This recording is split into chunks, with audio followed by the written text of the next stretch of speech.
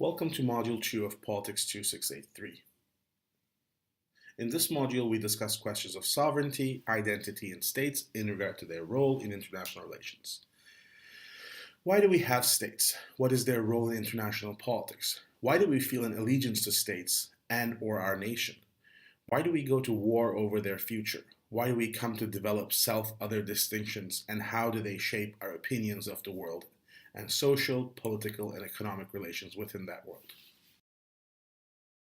To recap the last module, in Politics 2683, we investigate ways to acquire a deeper or more sophisticated understanding of world events by looking at concepts and theories of international relations. As we discussed in the first module, there's obviously more than meets the eye when it comes to discussing global politics. To understand these complexities, we ask, how does the academic subdiscipline of international relations engage with and construct global politics?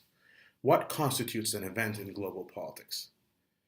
How do we identify events? How do we make sense of these events? How do different IR theories conceptualize key concepts in political science? In Module 1, we also talked about assignments and evaluation format and discussed what plagiarism is and ways to avoid it. I hope you enjoyed that lecture. If you have any questions, please do not hesitate to email me at can.mutlu@acadiau.ca.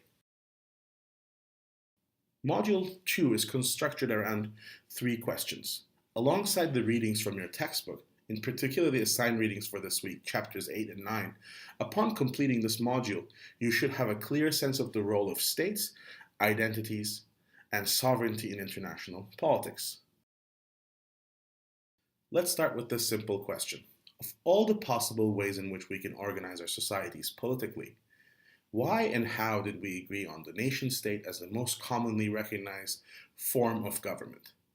What makes that size and that level appropriate for government? What gives its legitimacy?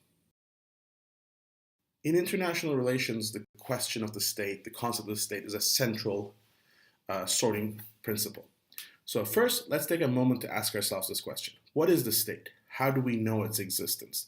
How do we measure its effectiveness? How do we understand that we live inside the state? States have common functions. They exercise power through a set of central political institutions, such as ministries, bureaucracies, laws, courts, and parliaments. That is at least the case in democratic states. States also occupy a physical space in international politics. They must possess a clear spatial demarcation of territory within which the state exercises its powers. To give an example of this territory-power relationship, we can look at how the laws of the United States do not apply in Canada. As both states have different governments and different territories, their laws do not directly impact the citizens of each other. As we will discuss this in future modules, however, globalization and power imbalances in international relations impact that dynamic significantly. So to paraphrase George Orwell, all states are equal, but some are more equal. Let's take a step back before we get into the questions of international relations and look at some maps. This is a common map of the Annapolis Valley, one of the earlier European settlements in Canada. I currently live in Wolfville and receive most of my primary services in Annapolis Valley: healthcare, education, social services, among others. But when asked about it, I tell people that I live in Canada first, then in Nova Scotia, and then in Wolfville. Why is that? How do we scale politics up or down? How is it that we associate ourselves with a set of political institutions that are quite a ways away in Ottawa? Why do we have a federal system in Canada where rights, responsibilities, and service provider status is shared between provinces and the federal government, as well as in some instances municipal governments? Finally, this is a map of Canada, a vast country. The distance between Newfoundland and BC is greater than Newfoundland and the United Kingdom, yet we're all Canadians living in Canada. What creates that identity? The answer to that question is the erasing power the sovereignty discourse has. In other words, the myth of sovereignty is such a strong and established one that it is able to erase differences inside a state while emphasizing those differences in relation to other states and nations. This map of Canada does not show differences, or those that fall within the cracks of the system, such as the First Nations. It does not tell us history of Canada that spans before the Federation. The sovereignty myth is perpetuated through education, both formal and informal, that we receive at home as well as at school, as well as through narratives of history and identity. What it means to be Canadian is something you learn over time. What it means to be Canadian is often described externally. In other words, we understand ourselves, our identities, in juxtaposition to other identities. We are Canadian because we're not Americans or French or British. The self-other distinction is central to the construction of the sovereignty myth. So far in this module, we discussed different scales of government and identity. Each one of these different scales or levels is covered by political science in general. But the field of international relations in particular focuses on national and international relations, as it sees those two scales to be the most important ones for global politics. This question of what to study and what is relevant for IR is discussed in the literature under the level of analysis question, a relevant part of classical international relations literature.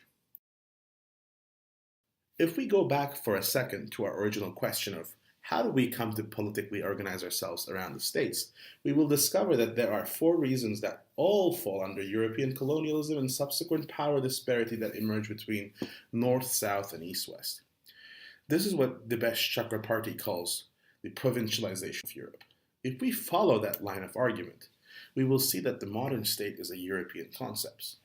Its core pillars, economics, security, government, and identity, are concepts that transcend global boundaries and become global concepts as a result of imperialism and colonialism that stems from Western Europe. In other words, we need to look back into our history to make sense of the history of now. The history of now should start with a discussion of why we decided to be settler civilizations instead of mobile or nomadic ones. Or at least, why do we think we have settled lives? Let's look at the discourse of our modern state system. We trace our understanding of democracies and modern states to the Greek city-states. Greek city-states were territorial entities with a clear citizenship process that identified those that live inside and outside of the city. The problem with that understanding of democracy, in this case direct democracy, is that Athens, the sort of core pillar or the core jewel of that Greek city-state system, was built on a system of slavery and exclusion of women, children, and non-property owning men. We obviously have improved that model a great deal today, but our understanding of democracy is still not fully inclusive. If we look at the other side of that equation, the nomadic tribes, the roaming nomadic tribes, are considered to be pre-modern today, even barbarian. This is because the modern state system privileges settled polities and associate them with civilization, because settlement means taxation, settlement means urbanization, settlement means clearly demarcated territories of inside and outside, which is significantly easier to govern than nomadic territorialization or nomadic tribalization, which follows different kinds of patterns and is not settled, is not governable the same way the urban or the settled civilizations can be. Another dynamic to look for here is the colonized versus colonizer dynamic. Modern state system, as we discussed earlier, is a relic of colonialism. In that modern state system and our modern understandings of government are an export of a European system of government and government-society relations to a global scale.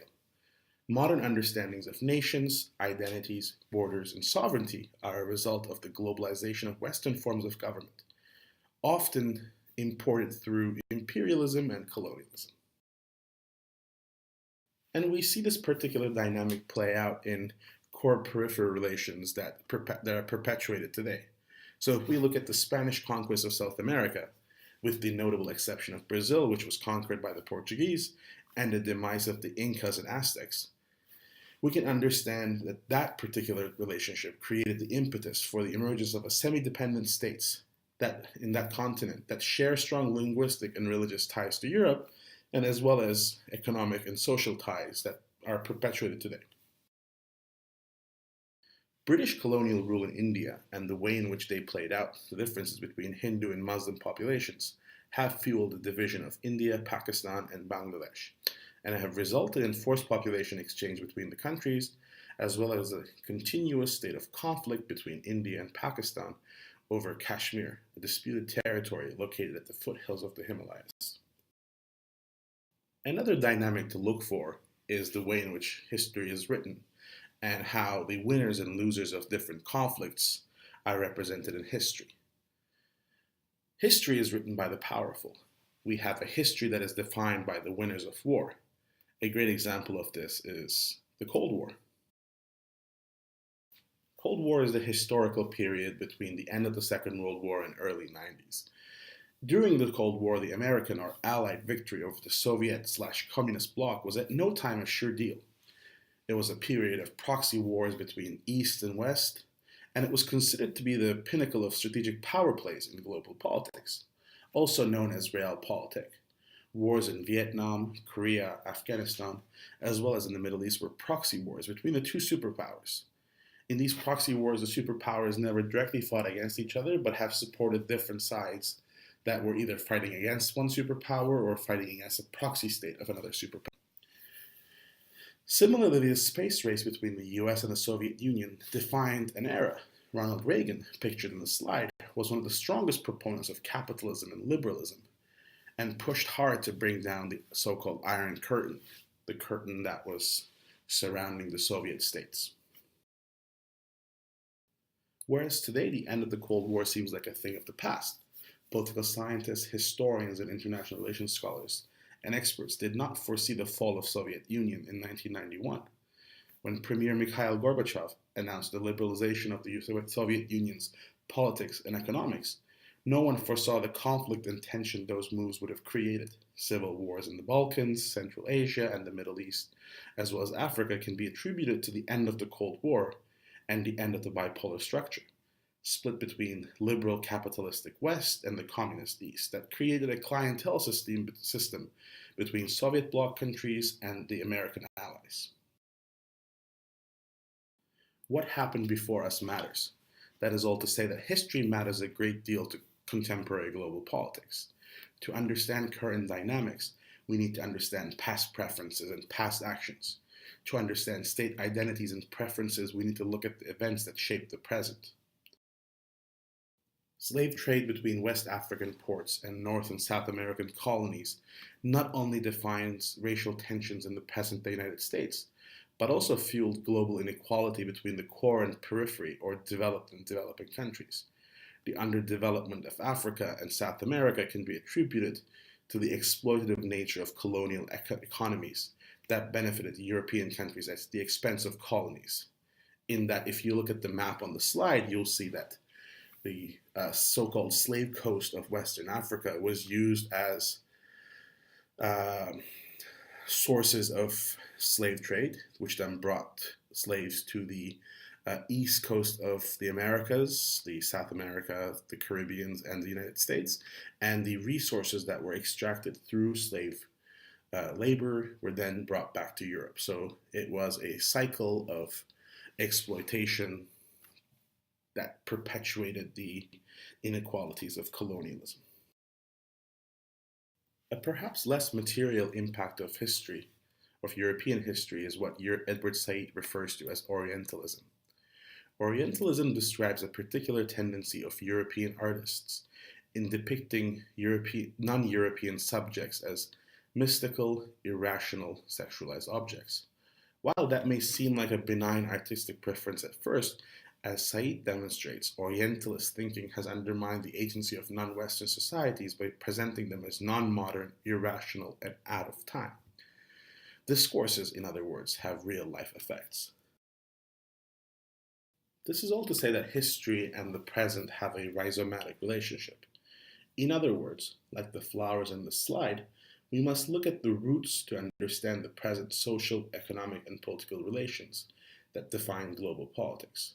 Modern state represents the present-day manifestation of a historical concept. States with territorially defined borders, supposedly ethnically distinguishable populations, with bureaucratic, judicial, legislative, and executive branches of government, are a result of a history, a Eurocentric interpretation of what it means to be modern. It is one thing to understand where and how states originate and why they're important to our modern imaginary of politics. It is, however, another thing to understand how international relations manifest itself as interstate relations, or relations among states. For that, we need to trace the origins of the idea of sovereignty in Europe. It all starts with the Treaty of Westphalia, a treaty that ended the 30-year war within the Holy Roman Empire between the Catholics and the Protestants. Westphalian order, or the order that emerged at the end of the 30-year war within the Holy Roman Empire, started a particular transition in Europe. It moved the European order from feudal kingdoms and different principalities that were loosely tied to the Vatican to nation states that eventually formed global empires.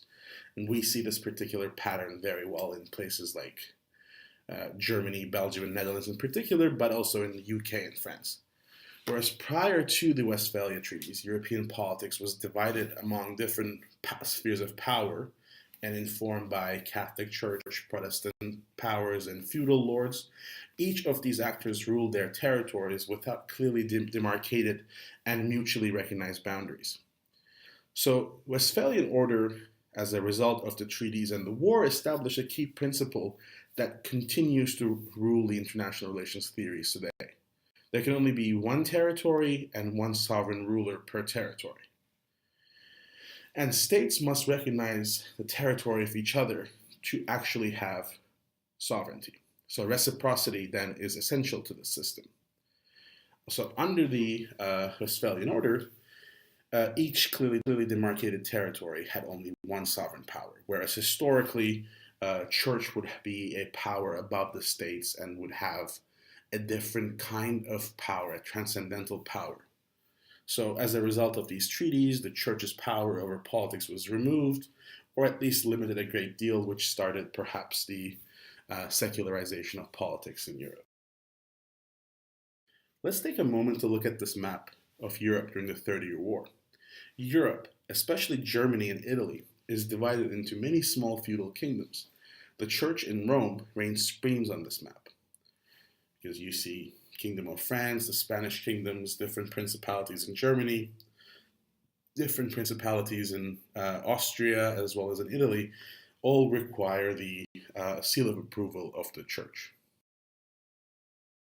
Whereas let's look at Europe today and consolidations of territories in Germany, Italy, and the Balkans. The retreat of the Ottoman Empire, the unification of Germany and Italy, resulted in the creation of a European order along the lines of nation states. Understanding the Westphalian order requires that we understand the role of borders in international politics. This border that you see on the slide, the little yellow line that seems to be running vertically across the slide, is visible from the International Space Station. It is the border between India and Pakistan. It is one of the most militarized borders in the world, and it is a sign that the material and territorial aspects of the Westphalian order is not only global in its reach, but now is even visible from the state. One thing to consider, especially in relation to the Westphalian order as the foundation of global politics today, is that borders have come to be such important spaces as a result of our understanding of sovereignty and territorial control. Sovereignty manifests itself the best at the border. Transition from one country to another is not clearer anywhere else. Similarly, the effects of sovereignty is clearest at the border as well. In this module, we have spoken about sovereignty for some time now. Now, let's take a moment to define the term. What is sovereignty? What does it mean to have one sovereign in a given territory? Max Weber, German sociologist, provides one of the best definitions of sovereignty that we find commonly, including our textbook.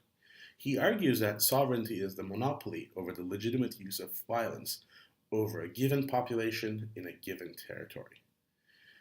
Things to consider here are monopoly over legitimate violence over a population that exists within a territory. Let's take a moment to contextualize the statement. How is it that the police forces have a right to use violence?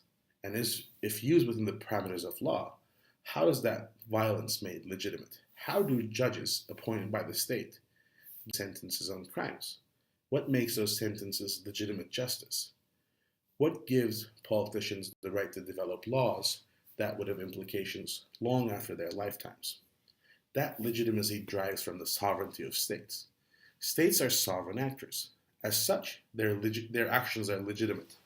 Yet there are two kinds of sovereign actors: de jure, or sovereign actors that drive their legitimacy through law and international reciprocity, and other actors that come to a position of power through a rebellion or invasion, but do not gain international legitimacy because other forces or other states do not recognize them. Let's take the example of the Syrian civil war. Syrian government under the rule of Bashar Assad, the president of Syria, is still the legitimate sovereign entity in Syria. That is the de jure sovereign entity in Syria. Yet since the start of the civil war in 2011, various rebel groups, including the so-called Islamic State, had established their own de facto sovereignties in different territories within Syria. While these de facto sovereign entities might control territories and populations that live in those territories, their sovereignty lacks international recognition, and as such, they're not legitimate sovereign entities. Territory emerges as a central puzzle of what we have been discussing in this module. Borders are the clearest markers of sovereignty. They are, however, also tasked with a difficult duty to separate nations and to separate the territories of nations. Scholar Matthias Albert argues that the nation is an ensemble of people sharing a common living space with a distinct understanding that they form a unit with a specific identity. Borders define the common living space, whereas language, history, and political institutions define the identity. This results in what they call the borders, orders, and identities triangle. That a modern international relations is structured around borders or territories, identities contained within those borders, and orders that oversee the economic, social, and political affairs, is central to their argument.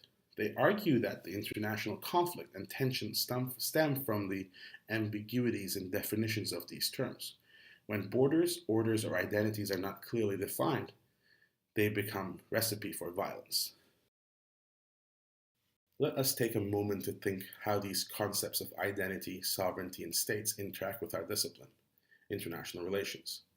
These core concepts are central to the theories of international relations. For IR scholars, states are territorial actors. International relations, in that sense, are different than domestic politics. Inside-outside distinction is important to understand international relations. States are fixed, settled entities with a fixed understanding of who the sovereign is. We do not question sovereignty under normal politics.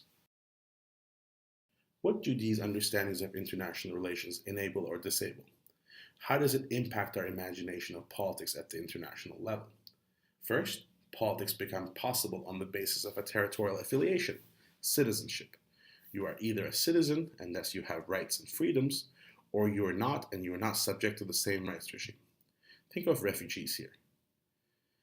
Security becomes possible for a tightly defined spatial unit endowed with sovereignty. We secure the nation, we secure the territory, we don't secure the international. State sovereignty denies alternative possibilities because it fixes our understanding of the future opportunities to statism, history, progress, among other different kinds of concepts.